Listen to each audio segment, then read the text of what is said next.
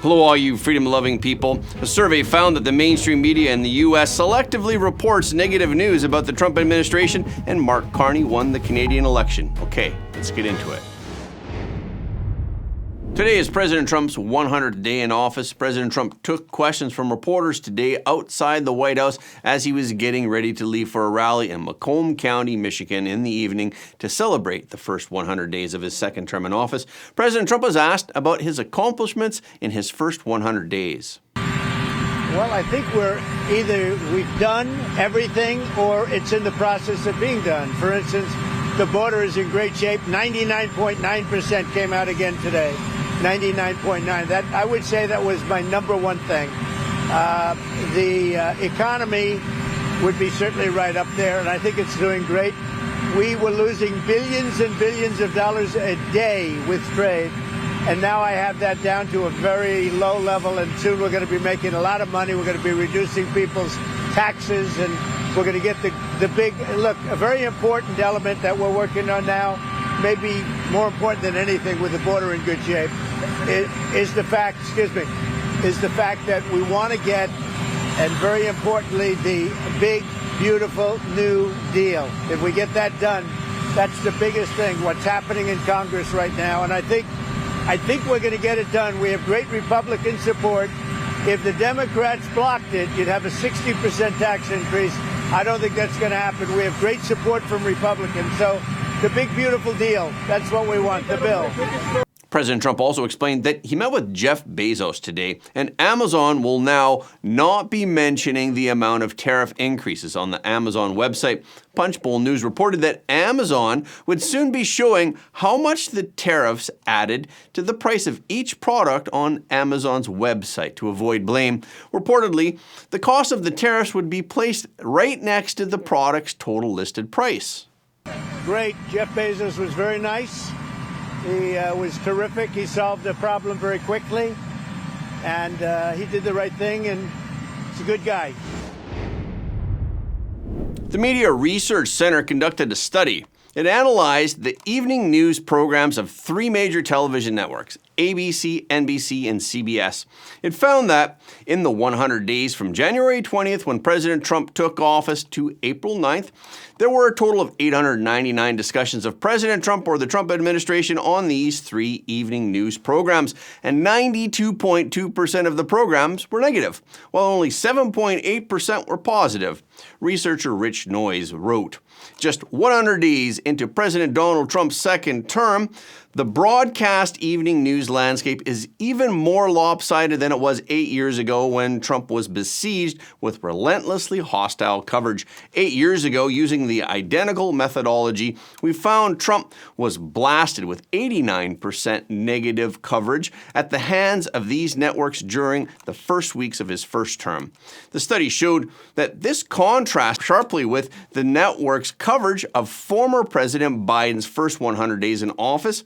At that time, 59% of their coverage of Biden was positive. While President Trump's personal controversies dominated much of the coverage during his first term, coverage of President Trump's second term focused on policy issues, with tariffs receiving the longest coverage, followed by DOGE and immigration receiving the third longest coverage. The study also found that the three major evening news shows also gave mostly negative coverage to top Trump aides, especially Elon Musk, Robert F. Kennedy Jr., and Defense Secretary Hegseth, with Hegseth receiving 100% negative coverage. President Trump is obviously very unhappy with these media outlets as well. On Monday, in a post on Truth Social, President Trump lashed out at several major news organizations, and he named polls conducted by the New York Times, the Washington Post, ABC, and Fox News. Recent polls from these news outlets show President Trump's approval rating slipping. In an article last Friday, the New York Times claimed that President Trump's approval rating is at 42%, while CNN put it at 41%, and even Fox News had President Trump sitting at 44%. An Associated Press poll that was released on Saturday, and a Washington Post ABC News Ipsos poll that was released on Sunday, both said that President Trump's approval rating is currently currently sitting at 39%. President Trump has expressed strong dissatisfaction with these polls. President Trump wrote, "They are negative criminals who apologize to their subscribers and readers after I win elections big, much bigger than their polls showed I would win, lose a lot of credibility, and then go on cheating and lying for the next cycle, only worse." President Trump accuses these major pollsters and establishment media of suffering from Trump derangement syndrome, and he calls them hopeless, among other things. He wrote, "They are sick, almost only write negative stories about me no matter how well I am doing." The Vatican on Monday announced Wednesday as the commencement date for the conclave to elect a successor to the late Pope Francis. The ritual election will be held in the Sistine Chapel of the Apostolic Palace in Vatican City. A group of 135 cardinals who are under the age of 80, known as the College of Cardinals, is eligible to elect a new pope. No communication with the outside world is allowed during the process.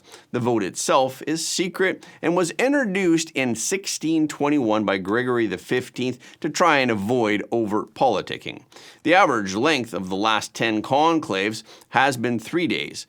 Two previous conclaves in 2005 and 2013 lasted only 2 days. But Swedish Cardinal Anders Arborelius said on Monday that the conclave could last longer because many of the cardinals appointed by Pope Francis have never met each other. Harvard announced on Monday that it will immediately rename its Office of DEI to Community and Campus Life. Its lawsuit against the Trump administration is set to be heard in late July. In addition to having its funds frozen by the Trump administration, Harvard may be facing another much bigger legal headache.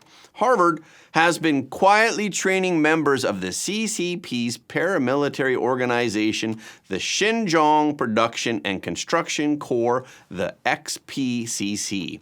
In 2020, the Trump administration announced sanctions against the XPCC for serious human rights abuses in the Xinjiang Uyghur Autonomous Region, calling it a quasi-military organization under the CCP.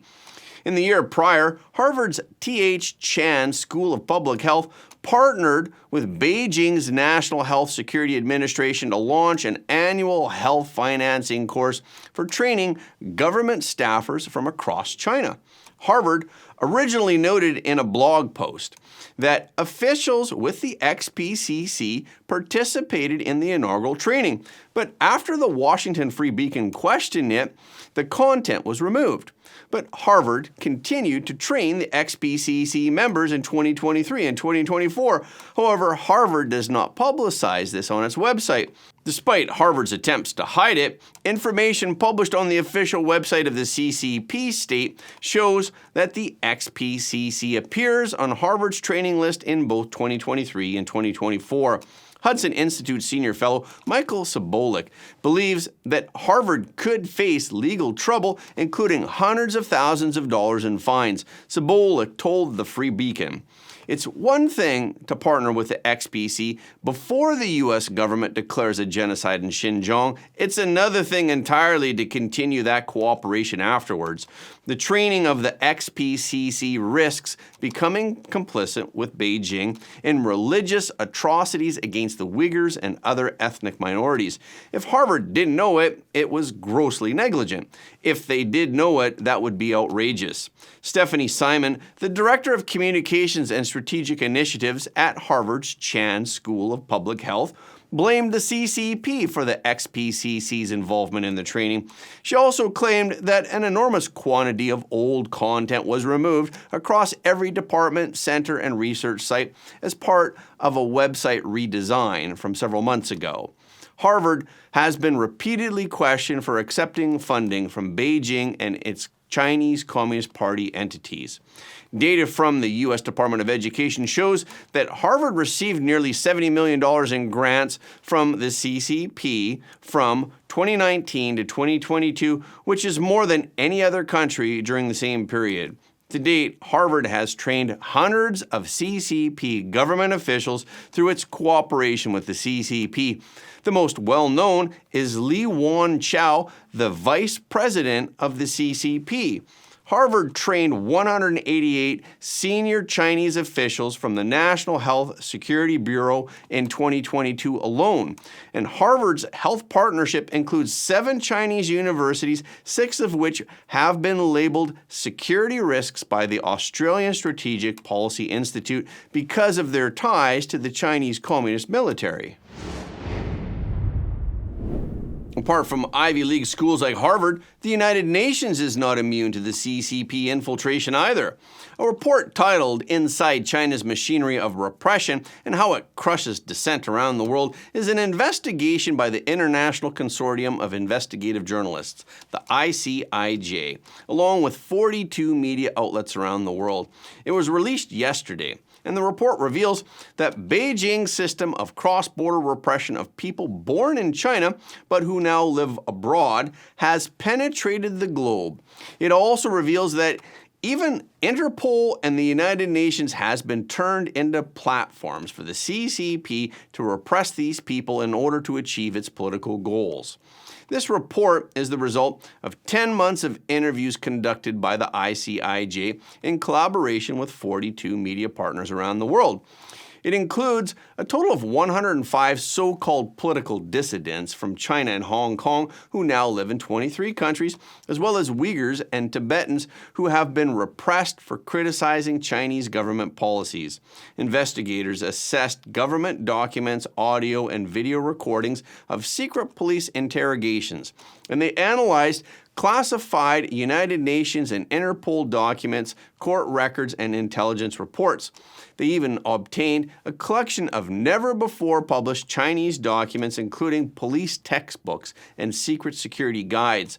They were able to show how the CCP's state security personnel follow a set of repressive templates in order to identify and control their targets. The report is divided into 2 parts.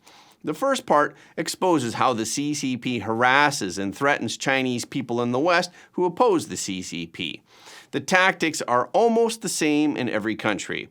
They harass them by hacking social networks and with phone calls from the CCP warning them not to protest. Their families in China have also been invited for tea by government officials who have actually threatened them physically or demanded information from their families, and in some cases their bank accounts have been frozen. For example, a 31-year-old Chinese so-called dissident was traveling in France. He said that last April, a month before Xi Jinping's visit, the number of notifications he received about attempts to steal his passwords skyrocketed from dozens a day to hundreds. His parents in China also received repeated phone calls. They threatened his father's pension and health insurance, and they warned him not to initiate a demonstration during Xi Jinping's visit. Then, as he took the stage to speak on the day of his protest against Xi Jinping's visit to France, his mother was calling him from 5,100 miles away in Beijing, but he did not pick up the phone. The second part of the report reveals that Beijing's long arm has long been extended to the European headquarters of the United Nations in Geneva, which is the seat of many international human rights organizations. A Radio France reporter witnessed an absurd scene at a United Nations meeting on March 13th. It was during the 58th session of the Human Rights Council.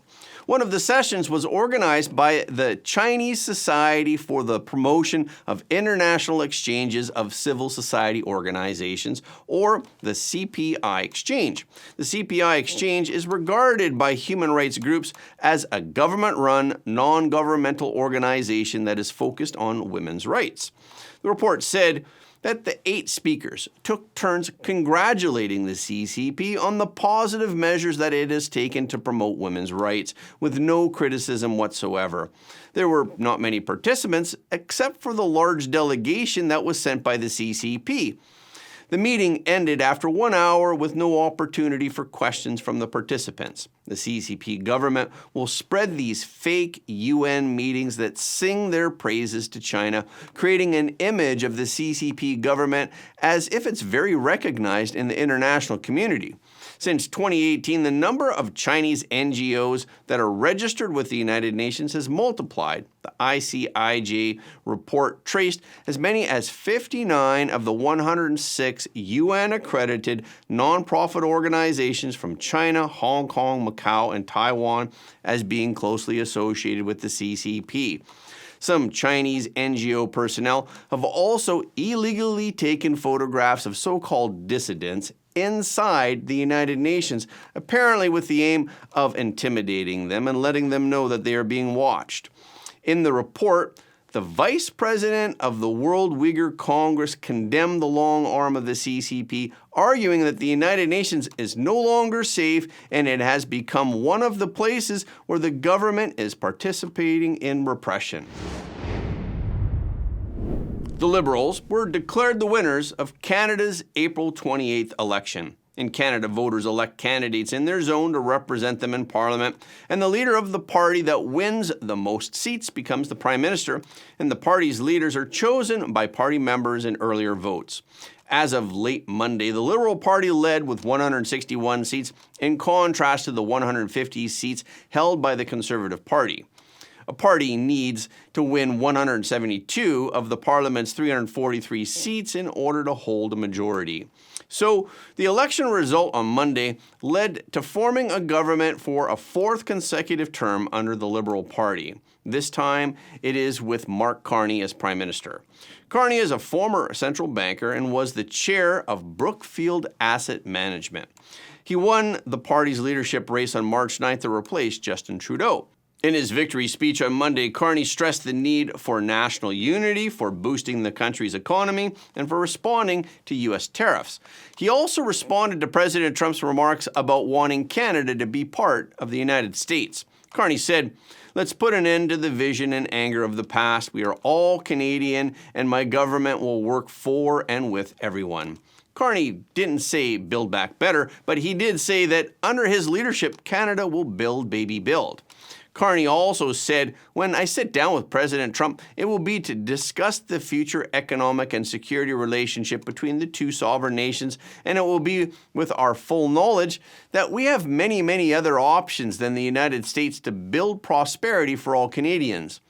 Carney, who holds a master's and doctorate in economics from Oxford, served as governor of the Bank of Canada from 2007 to 2013. He also served as governor of the Bank of England from 2013 to 2020. After 2020, he became active in the private sector, and he served as the UN Special Envoy on Climate Action and Finance.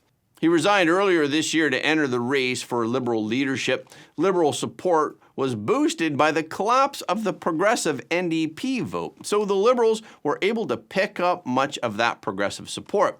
In fact, in pre-election polls, the Conservative Party was initially favored to win the election, but the Liberal Party gained support after it took a nationalist angle on U.S.-Canadian tariffs as a way to stand up to President Trump.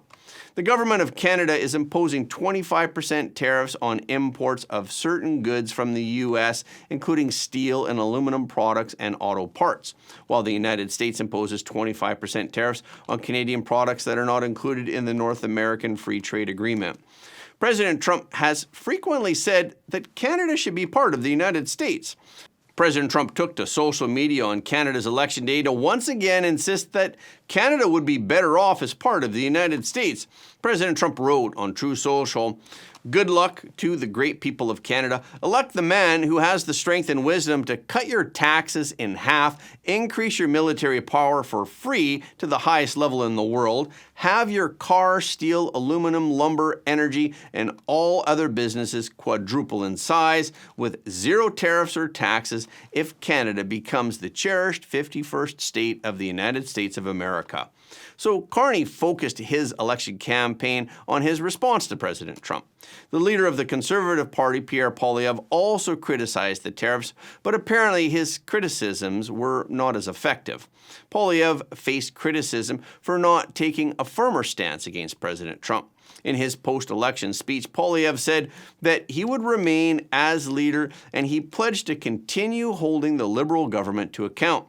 Poilievre told reporters, "I know that some of you might be disappointed that change did not get over the finish line tonight. Change takes time. Most of all, it requires that we never give up because our people and our country are worth fighting for." The Canadian election concluded amid reports that the Chinese Communist Party, the CCP, may interfere again with the results. In one of his campaign speeches, Carney said that China poses one of the biggest foreign interference threats to Canada. Carney said China is one of the largest threats with respect to foreign interference, which we have to counter, and we are countering. He also said China is a threat within a broader Asia and to Taiwan, and that China is supporting Russia's war in Ukraine. But the Canadian Conservatives raised questions about Carney's interaction with Chinese leaders while he was in the private sector. Earlier this month, photos surfaced of Carney with representatives of the Jiangsu Commerce Council of Canada, which is a pro-Beijing group with ties to the CCP and its United Front Work Department. A 2020 report by Public Safety Canada, which cited a research by an Australian think tank, explained that the United Front functions as the CCP's primary foreign interference tool. It works to stifle criticism, infiltrate foreign political parties, diaspora communities, universities, and multinational corporations. In addition, an April 10th report by the Globe and Mail said that the Jiangsu Commerce Council of Canada executives claimed that they had an in-depth exchange with Carney, but Carney responded that he met with thousands of people while campaigning and that this doesn't equate to a meeting. Carney said that the claim by the Jiangsu Commerce Council of Canada was false, and he also said that he asked the group to remove this claim from its website. Carney also faced questions over other allegations. Officials from the Security and Intelligence Threats to Elections, or the SITE Task Force, recently had warned that when the election was launched, that it was expected that Chinese officials and their proxies were likely to conduct foreign interference activity using a complex array of both overt and covert mechanisms. Beijing had interfered in the previous two elections, and the CCP has been identified by security bodies and the Foreign Interference Commission as the primary meddling threat. Site officials revealed two distinct instances of meddling during the campaign. They said that the CCP had sought to influence Chinese Canadian voters for Mark Carney through an information operation on social media. Site officials also said that the transnational repression operation targeted the Conservative candidate Joe Tay, who was running in the Don Valley North riding of Toronto. Tay has been advocating for the freedom and democracy of Hong Kong. Hong Kong authorities placed a bounty on his head in December of 2024. Site said that the operation sought to discredit Tay, to silence dissent, and to manipulate voters. Tay made headlines earlier in the campaign when it was reported that then Liberal candidate and incumbent MP Paul Chang had suggested that Tay should be brought to the Chinese consulate in order to collect the bounty for returning Tay to the Chinese Communist government. However, Carney rejected calls to drop Chang as a candidate who eventually quit of his own volition. And that's a wrap for this episode. Thank you so much for your support of Front Page. Please remember to leave us a comment below the video. This is really helping us to be seen all around the world. The more people who watch Front Page, the more freedom-loving people the world will have. And please hit the like button and hit the notification bell after you subscribe. And please share this video with your friends and family because everybody deserves to know the truth.